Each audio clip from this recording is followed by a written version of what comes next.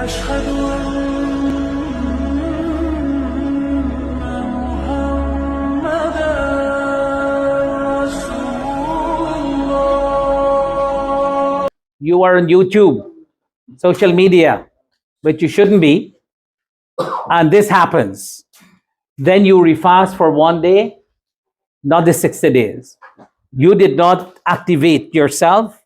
It just happened that you watch something that you ought not to watch, and this happens. So the hidden message while sleep, that is. That's okay.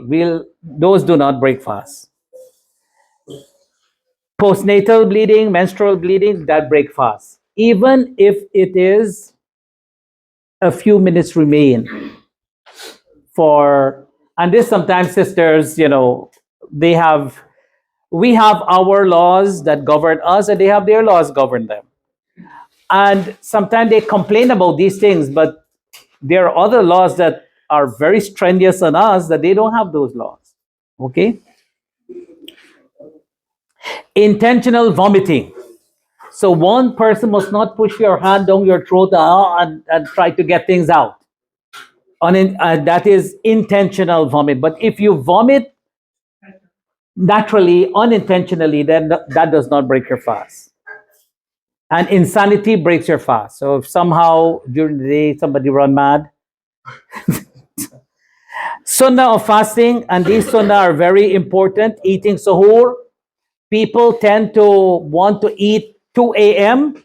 and sleep through till after Fajr and then wake up and pray Fajr and go to work and go to school. This is not the way to fast. Hastening to break the fast. Hastening to break the fast doesn't mean break it before time. But once the time has come, then don't delay. Don't delay. I don't think we have a problem with the delaying part. Invite people to break fast. It's a sunnah to share, but avoid unnecessary talking, backbiting. This is the time of the day you're about to break fast for a whole day. Make dua, people. Make dua, dua, dua. Not chit-chatting. And that's why in Ramadan, very few times I would invite brothers. Very few times. I will invite brothers to come to my house, and very few invitation I take. Because by the time you go to somebody's house and they want to chit-chat and talk, and by the time you get to the masjid, Isha is over. Right? So you have to be careful. What is it you want in this iftar? Iftar is not a party. It's just come and let's break fast. So I tell people, if you invite me for iftar, make sure your table is set before Maghrib. So when I come, we break fast, we will pray, eat, and then leave immediately. Talk will be later. Okay? And I think you have to develop that. The larger the crowd, the most likely you will get delayed. So you have to decide whether you want large crowd and miss Salatul Isha and be responsible for everybody who is going to miss Salatul Isha. I have seen people invite people for iftar and they willfully talk through Salatul Isha. They willfully eat and drink until at the end of Taraweeh they will go and they will just stand and pray the 4 rakat, what they're supposed to pray for Isha, and pray and walk out. Okay? Again, Ramadan is to develop your soul before your stomach. Delaying Maghrib. Yes, and delaying Maghrib unnecessarily, because that's a good question. I always also tell people, if you start off with a bowl of something, chances are that it's going to take 20 minutes before you finish that bowl, and you throw it in the garbage and line up for your salah. But if you have a date in your hand and a bottle of water, and you break your fast with that, then after Maghrib you have long time to eat whatever is there. Save that 20 minutes. Is vital time. Just break your fast, pray, and then go and eat. Take your time and eat. Other than that, a lot of time you put a little, soup, and then somebody has chana, and somebody has pakoda, and what else more you have? Samosa, yeah. And then after that, you want some tea. And before that, Maghrib is already, Isha time is coming in soon, right? So don't do that. So whoever among you invite, and I'm sure you invite one another for breaking fast, do it in a way that you will get your maximum benefit, not to harm your ibadah. So just water and date and break your fast. That shouldn't take more than 5 minutes. Line up, pray your Maghrib, even if you read Surah Al-Asr and Surah Kawthar, that's fine. When you finish, you go and you sit and you will eat all the rest of things. And you make sure you have enough time to go to the masjid, pray your 2 rakat, sit down, and start your Isha prayer. Okay? Dua while breaking the fast. A lot of, there are some must-known dua that you can break your fast. Refraining from performing any action that does not befit the fasting, like sitting around all day on social media. This age is an age of social media. And sometimes our youths, they don't know what to do with their life. From morning till evening, they can watch movies, video games, and all kind of things, and spend their day with just wasting their soul away. Using of miswak is a sunnah in fasting, and especially up until noon. After the noon, after Zuhr prayer, some scholars say it is not advisable to use the miswak anymore. Be generous and study the Quran. These are things that Ramadan will help. Praying in the night of Ramadan, all of these are good sunnah act in the month of Ramadan. Permissible things, pouring water over yourself, using kohol on the eyes, kissing for respect. You know, we have culture where you come home, you kiss whoever is there. You know, some of us don't have that, culture that you will kiss your wife in front of your children, or even kiss your wife. But there are cultures we are here, but just kissing of respect, not kissing of emotions. Non-nourishing injections. So if you have to take an injection or airdrop or eye drop, and that injection is not to nourish you, it doesn't have nourishing qualities, then you can take that injection if it is necessary. Cupping is both recorded as a permissible act as well as a makruh act. And but for medical purposes, and also there is dry cupping. I don't know if you ever tried dry cupping, but dry cupping is permissible without any. The other cupping where the blood comes out, yeah. Uh, yes. So the cupping where the if you feel weak, if you think you're going to feel weak with it, it's better not to do it. Rinsing the mouth and the nose without gargling, put water down and throw back your head. Once you do that and it passes your esophagus, it eventually will go down your throat. Or sniffing.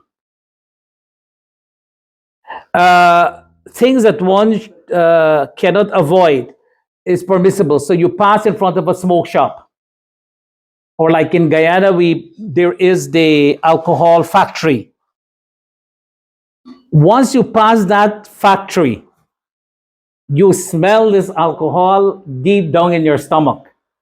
There is no way you can avoid. That's the main road. It is on that main road. Okay? Huh? Yes, yes. Yes, yes. This is pure alcohol from the sugar byproduct, yeah.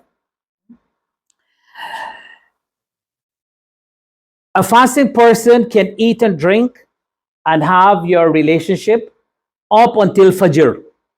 It is permissible.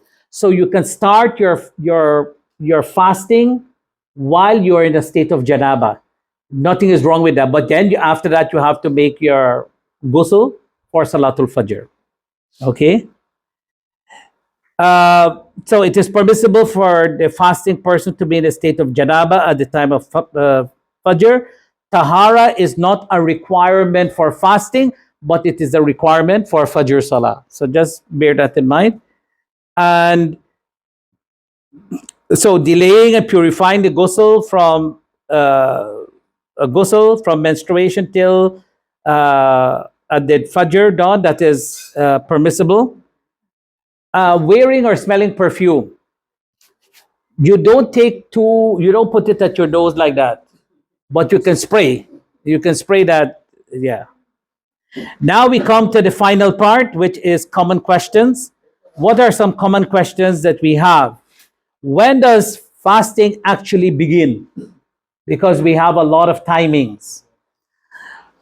So the answer is, it starts at the beginning of the true dawn, what is called a subha sadiq, or sometimes it is called the second dawn. So there is a false dawn and there is a true dawn.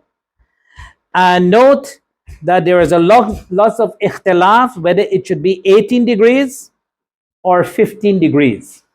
So all the timetable that we see here in Charlotte, we see some have 18 degrees timing and we see some with 15 degrees timing. The difference between them can be like 20, 25 minutes. There is an easy solution to that. Easy solution. If you want to take 18 degrees, that's fine. If you want to take 15 degrees, that's fine. 15 degrees does have scientific backings to it.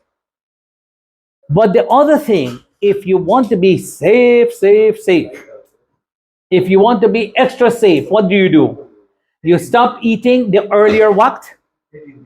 18 degrees. And when 15 degrees come in, you start your Fajr prayer. So in that way, you are safe from any ikhtilaf. And it is always advisable to stay clear from any ikhtilaf. Okay? But we have to stick to that timing. Like we cannot just Jump around, yeah. But if you happen to want to take the 15 degrees, and a lot of people in Charlotte, not a lot, but a number of people in Charlotte, and don't make that an issue. Again, people start to curse out people. Oh, look at this masjid, they're doing it so late, and look at that. All you do, stop eating at 18 degrees. In any case, it is a sunnah to stop eating earlier, like a 15, 20 minutes earlier, and that would save you from that buffer zone to the 18 and 15 degrees.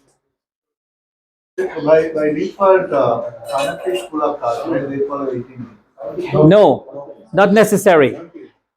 Not necessary. They make it appear like it's a Hanafi madhab, but it's not a Hanafi madhab. No.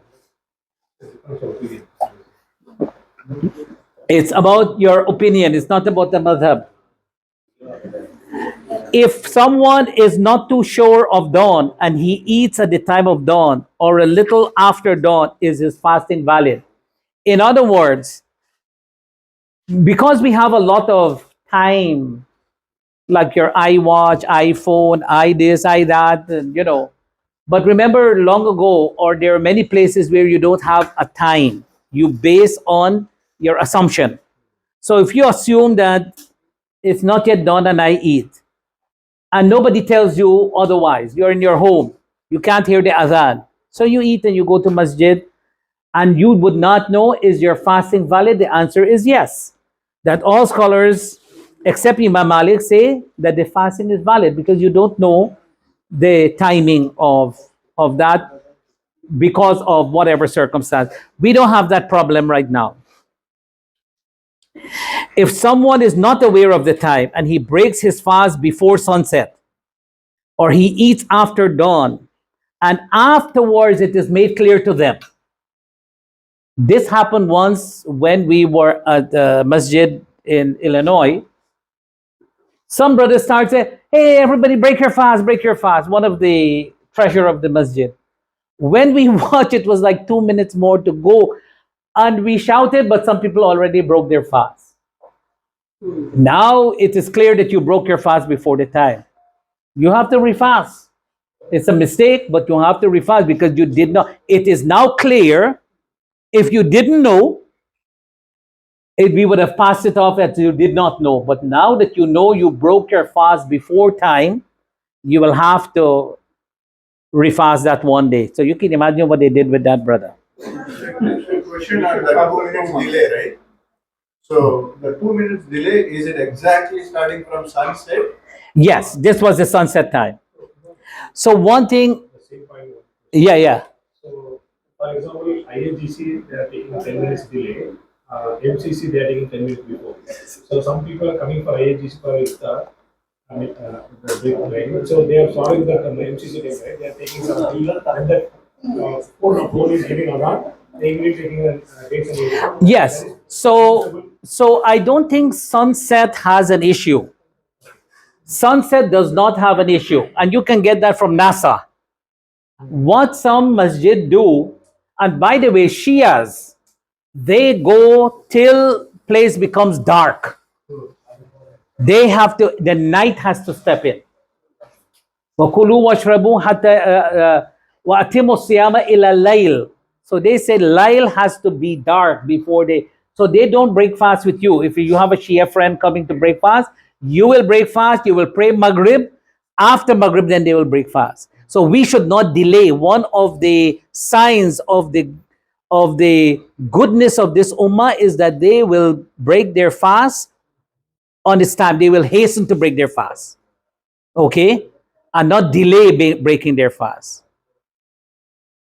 So Start at sunset time. So what is sunset time? That you go with it. Yeah. One thing I would say, because a lot of people make, even with all the watches that we have, you can mistake putting AM and PM and you did not pay attention. So next thing you put like 4:15 PM. And next thing you're waiting for your watch to ring and sunset is up. Yeah, we'll come to that question in a moment. Oh, yeah. If someone gets up after dawn, after sunrise, at which time he cannot eat and drink, and what must he do? The answer is he must continue fasting without eating and drinking anything. Eating and drinking is not a condition to start the fasting. However, if during the day, and I'm sure some of us, I passed through that a number of times in Guyana as well as over here, that you did not hear your clock ring or something happened, battery went dead, you didn't hear it ring, and you wake up after the time for eating has stopped. So what do? You continue fasting like that without eating or drinking. If for any reason you feel hungry, extremely hungry, we talked about that earlier, what you can do. So as a matter of fact, it did not affect your daily activities in any way. I don't know about many of the brothers if it happened to you, but it really does not affect. Fasting is a mindset. It's not just about the food, and that's why non-Muslims, they really question, how can you go a whole day without food, not even water? So this is what puzzles them. Question number 5. How important is making intention to fast? And when do you make that intention? So some scholars said you can make one intention for the month of Ramadan, that this month of Ramadan I'm going to fast. Others say it is a daily ibadah and daily niyyah is required, and that daily is before the time for Fajr begins. And what is that niyyah? The niyyah is that you're going to wake up, you put something to eat for suhoor, all of that is you don't make a word. I know Hanafi madhab, or in some books of fiqh coming out from India, it says nawaitu بصوم غد بصوم غد نويت من شهر رمضان. There is no word. These are just to help you in case your mind doesn't set right. You cannot make your intention from your heart. None of us leave our home in the morning, or we did not come to Brother Aslam's house and say at your door, I hereby make intention to go to Aslam's house for a class and dinner. Anybody make that dinner intention? Somebody didn't pay attention to us, so that's fine. Can I make a intention before going to sleep? Yes, you can make your intention. So that's what it is. What you call tabit niyya. You make the intention before you go to sleep, and your intention is to fast. Again, it doesn't have to be words. It's just what you are going to do, and you have preparation. You have some food, you have something to suhoor that you are preparing. All of that is considered as your intention of fasting the next day. You know, in India, most of the mosques after Tarawih they'll start this. They will start what? After Tarawih. In Shahri Ramadan. In some countries, they will shoot a cannon, like in Medina or Makkah, they will shoot off a cannon. And that cannon actually wakes you up to take your suhoor. When one refasts the day missed during Ramadan, should it be done consecutively? Let's say 5 days you didn't fast in Ramadan. Should it be done consecutively? It is better, but not compulsory. The only consecutive days are those penalty days. Those penalty days have to be done like that. Eye drop, nose drop, ear drop, inhaler, asthmatic inhalers, and so forth. Do they break your fast? The answer is no. Try to make sure that whatever you're using does not get down into your throat. But if you have to use an ear drop during the day, if you can avoid during the day and wait for till night, it is better for you to do that. Okay. And those asthmatic inhaler that people give a puff, it's actually compressed gas that it's not nutrition to the body. If one gets a wet dream during the day, is his fasting still valid? Yes. He just gets up, he makes his ghusl, so long as it is in a dream, not that you're awake and that happened. Again, I've had students, they did what they did, and you know what I'm talking about. There are little boys here, so we cannot explain too much. Yeah, to put ideas in their head. So in that case, they will have to refast if they do that. And there is no qada for that if you had a wet dream. When the place is extremely hot, can you moisture your skin, put water, cold water on your body and your head? It is permissible, very much permissible. Sunscreen, right? Sunscreen, anything external is fine. Gargle or mouth. Yes, no gargle. It rinse your mouth. Yes, you can do that.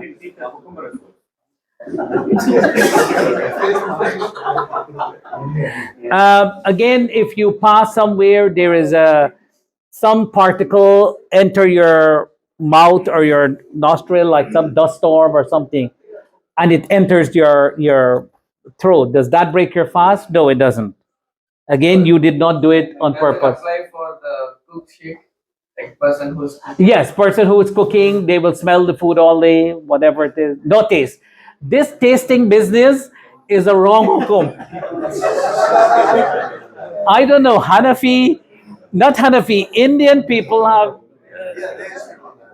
somehow the Indian ulama, this came down to Guyana, by the way, that if your husband is bad-tempered, I don't know why he should be bad-tempered in Ramadan, but if your husband is bad-tempered, it's okay for the wife to taste the food. And some ladies do taste very nice.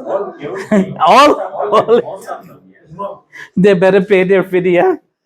So whatever the question we are asking, do not take it person. It's not our fault. Then generally people are asking. So some people are asking their own fault to clear that. Yeah.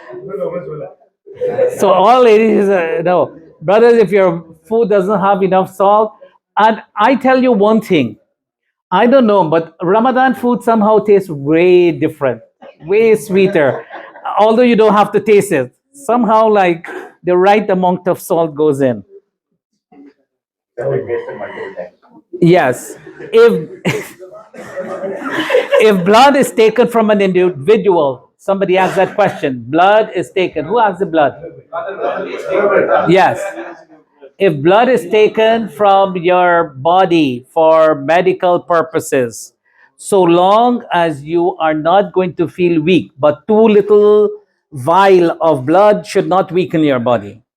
Okay, so it's okay that you can extract blood during Ramadan, and if you have to go to the dentist, if you can avoid it in Ramadan, it's okay. But if you have to go to the dentist, make sure that you tell them water should not. There is that thing that they pull out from the suction thing that they pull out.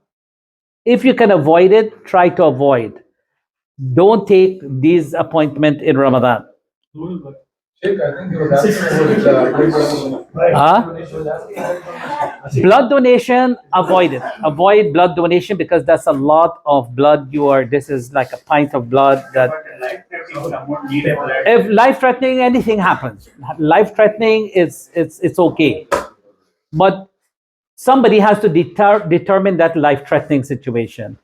You rather than you just go and donate a pint of blood. Okay, what if somebody met in an accident and lost a lot of blood, and then he has to get the blood from other people? Yes, getting blood is nourishing of the body, so that breaks his fast. And also, And I don't see somebody who gets an accident will want to continue his fast. yeah, he has to do the really fast, or he has to do the redo the fast? Yes, he has to redo as many days as he can, may Allah protect us from accidents. If a woman, and this is important for you brothers, if a woman is unable to fast due to pregnancy, then after birth, nursing for a whole year or two, should she pay the fidya? Because remember, 9 months of pregnancy, 2 years of breastfeeding, you're talking about 3 years of Ramadan, then she becomes pregnant again during that 3 years. There are sisters who for 14 years, 15 years, they cannot fast because either they're pregnant or breastfeeding. Right? Breastfeeding is not. So this is one of the allowance you're given, that you can take the break from fasting if you think that harm is going to come to the child or you. But what do you do in that case? According to some scholars, she cannot pay fidya. She must refast those days sometime later, and this is the madhab of Imam Abu Hanifa. According to the rest of the scholars, if she's afraid harm may come to her child, then she can pay the fidya for that year. And if she can refast sometime later, she should. If not, if she just cannot fast for all those years, if it is years, we're not talking about 1 year, we're talking about several years. We're like 5-6 months of fasting to make up of 5-6 years. Then she pays fidya for all of those years. What is that fidya, Sheikh? Fidya is feeding one person For one person. for 1 day. So you can fast 30 days. I mean, you can give a person for 30 days or 30 people for 1 day. You can feed 30 people for one meal, and that will be covered for your month. Or you can give one person for 30 days. Does it has to be food or you can just raw food? It can be raw food. It can be raw food. So, one question here. So earlier you said if she's getting the money, she can do it. But the father and son relatives said, right, if father is cannot able to make fasting, son cannot pay that amount, right? If he is not paying their father. The lady also same thing, right? Most of the Indian ladies are not working. So she start earning the money, right? So she's depending on husband. So in that case, husband can pay the amount. Yeah. So if a person does not have the money to pay for the fidya, and they're too weak to fast, then they're exempt from that fasting. They don't have to refast. They don't have to pay the fidya. Now, if their son or their children want to pay on their behalf, that is fine. It is birrul walidain, but it is not wajib for them because Sharia has given this ease on such a person. We have like 2-3 more questions.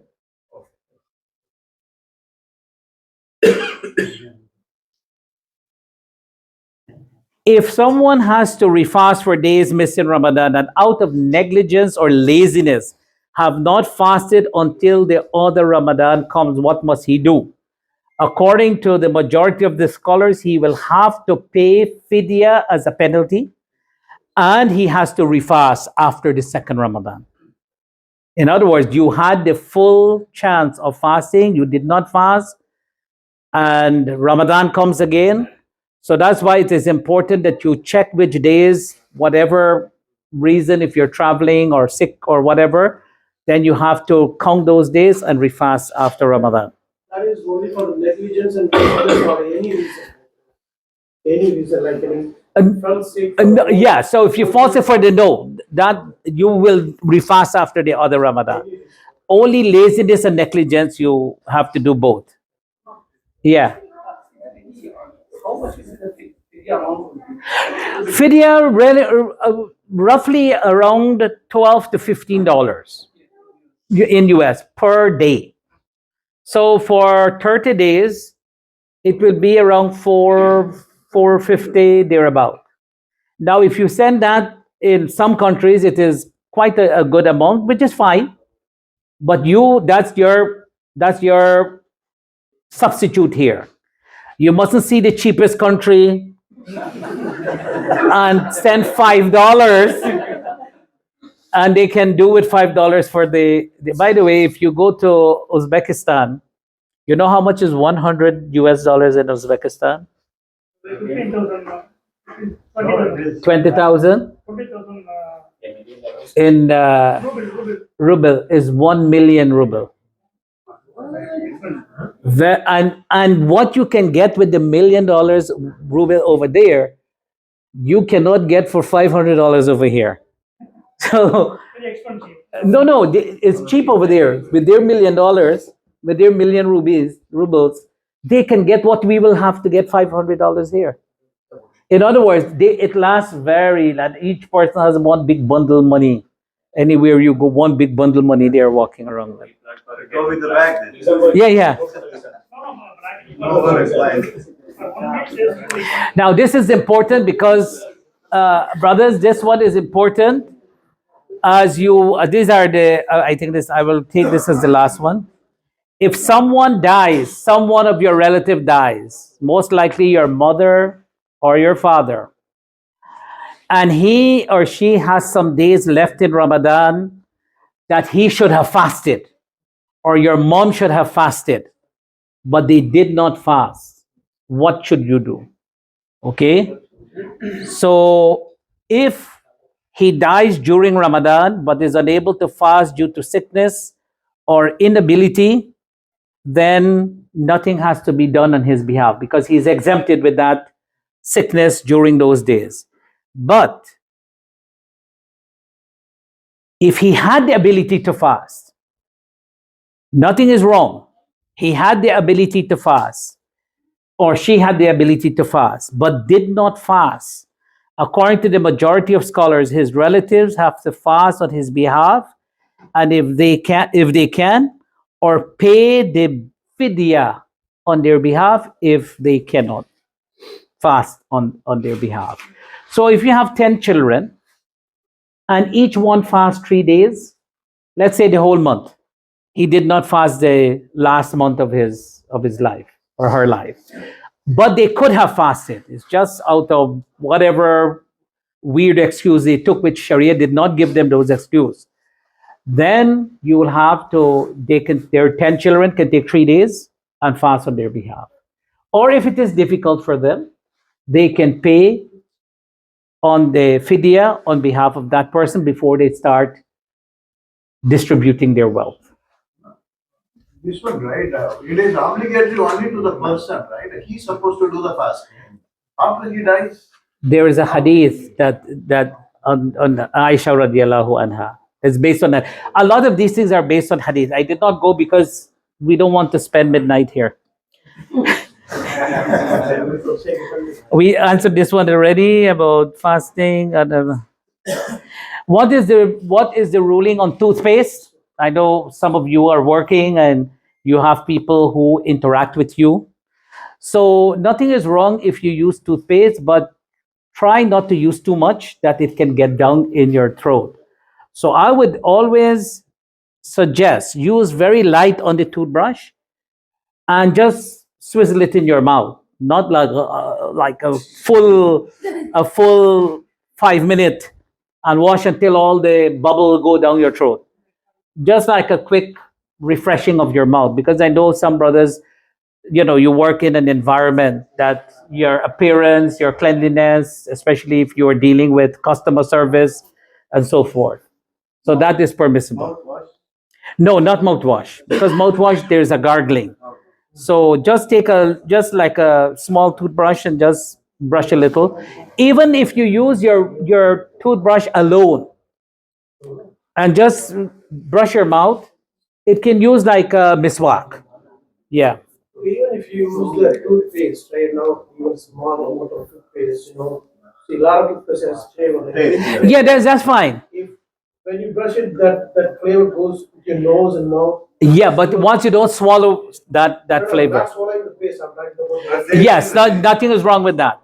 And I would say it is easier if you bend over the sink and you brush like that. So everything falls out back as opposed to you raise your head and you brush. Okay? So subhanaka Allahumma wa bihamdik wa nashhadu an la ilaha illa ant wa nastaghfiruka wa natubu ilayk.